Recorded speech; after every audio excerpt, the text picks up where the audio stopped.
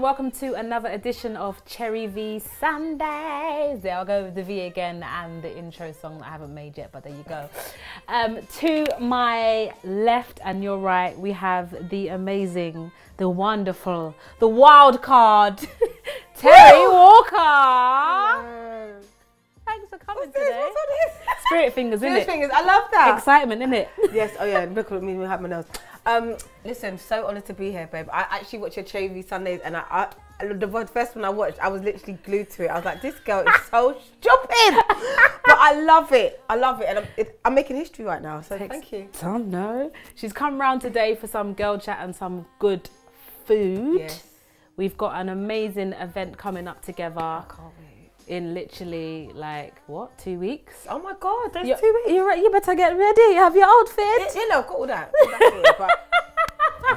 She's like, no, I've got all that. I never worry about stuff like that. For those of you who don't know and that you're getting to know and you're finding out now, we're going to be at Jazz Cafe on the 14th of April. Not just because, but because it's Terri's birthday. I'm going to be 40, guys. Can you imagine? Birthday celebration. I know, and you're going to be, how do you... I get to part of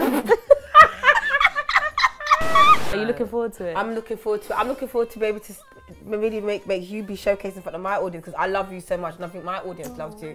So, and just for you to be able to I just want to see you shine with me, do you know what I mean? Together, like for us together. But I'm looking forward. It's my birthday, 40, gonna turn up. I mean, we're gonna just have fun.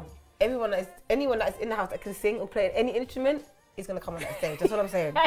That's what I do. That's what I used to do. And sometimes I even just let people in the audience come up and sing. That's what. That's the vibe, you know. So. I think it's nice because obviously, like even some of the names that you mentioned that will probably be in the house. Yeah.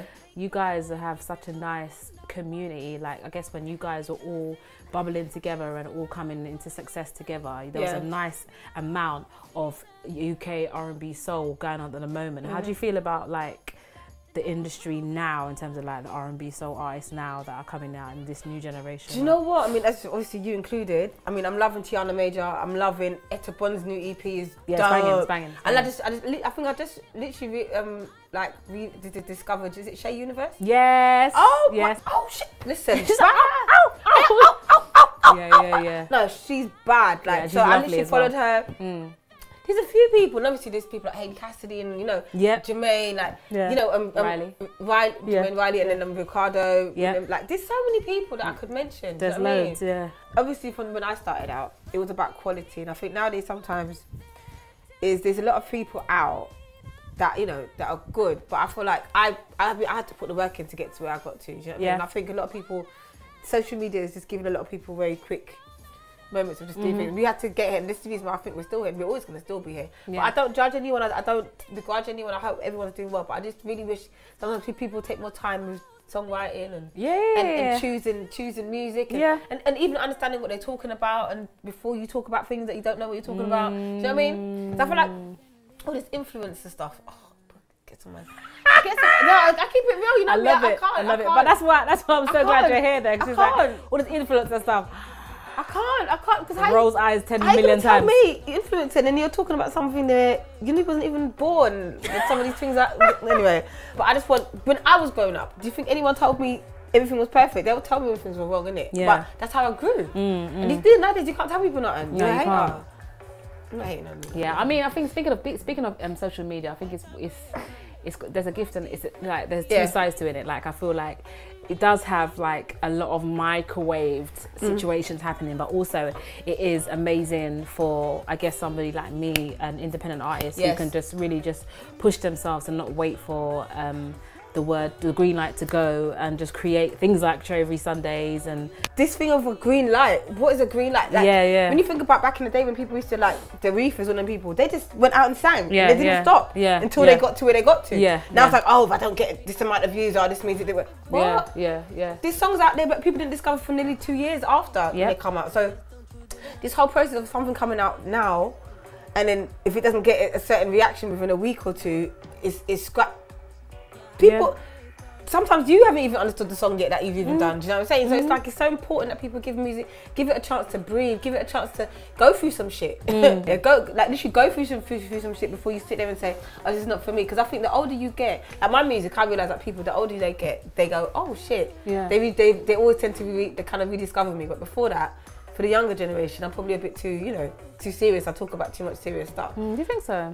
Some of it, because obviously Entitled is very much because I was going through something around that period. When I wrote that album, it was all about don't fuck with me. Do you know what I mean? Don't tell me anything. Don't tell me anything. I'm not listening to you, kind of thing. Do you know what? I'm at a stage where I'm back in this place where I remember when I started out, I was very naive about love, and you know, I believe if I love you, that mean you, and you tell me you love me, that it's true. It means that, and you're not looking at anyone else, and I'm the only one. Then obviously every day you start to realize, oh, okay, this is how it is out here. You know, the world isn't as perfect and as rose tinted as I saw things. Yeah. But I'm in a place again where I have that naive excitement, but I'm also very much aware of what it is. So I know the kind of guy that I want, but I also know that he's not going to be perfect, and he's not going to do everything that I expect. And also there's room for growth. Once you obviously teach people how to treat you, innit? And then once they get that memo, then, and if it's not a good message, then it's just all flipping curtains. But you know what's mad though? But the thing is, the moment I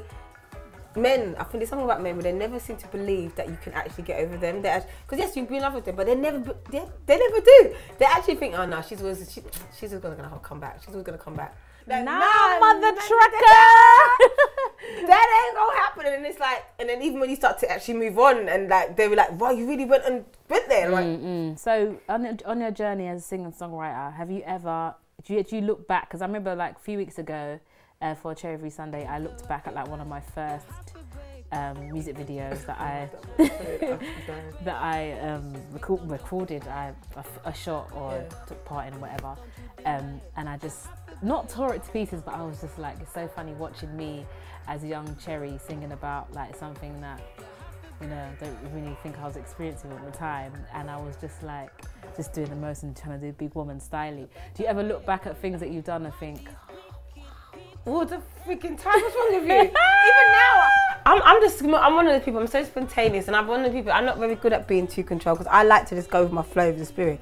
But back in my first album, a lot of it was written for me, like, so you know, songs like Drawing Board, there's a song called Dirty Weekend. Yeah. I didn't write that song. I've never had a well, now I've never had a dirty weekend. Do you know what I'm saying? No, is it? So I've had all these different moments, but my first album, I was singing about stuff that I hadn't experienced it myself. So I remember people writing songs for me. So, like, but don't even know. Drawing Board, she was asking me questions about myself. She was like, oh, what are you like? And that was quite true, like me dating different guys and if it didn't work out, I go back to Drawing Board. But everything else, like that Dirty Weekend song, I was like, but I sang the shit out of it though, and I performed it like I was, do you know what I mean? Like I was doing things, but that wasn't really me. You know what I mean? So I grew into all of that now, so which is nice. But you're very animated, isn't it? Even up until now, like, so in terms of you like embodying a song, like that must have just come natural for you. Yeah, but I think, you know what, this is what, when you grow up on singers and I remember I was a big fan of like anything like theatre based. Like, I used to love watching Fame. I love Doris Day. I love Judy Garland. Do you know what I'm saying? I love singing in the way like it's always people that are very animated. Like someone like Whoopi Goldberg was one of my favourite actresses. She's so animated. Everything she does is like people going. You know what I mean? Like, so everything I think when I do something, I feel like I have to do it with. So I keep your attention, so you don't get bored. Do you know what I mean? As we were talking about earlier on, we were talking about like the R&B and soul scene, and I feel like even like when you done like the Cypher for BET and all that stuff. Oh wow! Do you feel like the generation now is kind of working together enough to make the scene grow? Because I feel like collabs has a big part of that. I think it's always been there, but I think there seems to be a thing where people are always waiting for someone else to do it, innit? And then, and this is the thing. So I think we just need to keep doing it and not worry about who's gonna start it or who's the leader of it. You know, even when you see how the whole grime thing happened, it's dope. But you can't say that only one person did it, because everyone else is putting music out, but at the same time, some people are making bigger moves than whatever else. But it's the fact that everyone still carries on doing work. Don't stop just because there's no scene for us, so I'm gonna stop doing music. There's the thing. You're out here doing your stuff. I'm out here doing my stuff. So then we see, what, you're working, let's do something together. At a bond now, she said she's gonna come down, hopefully. So nice.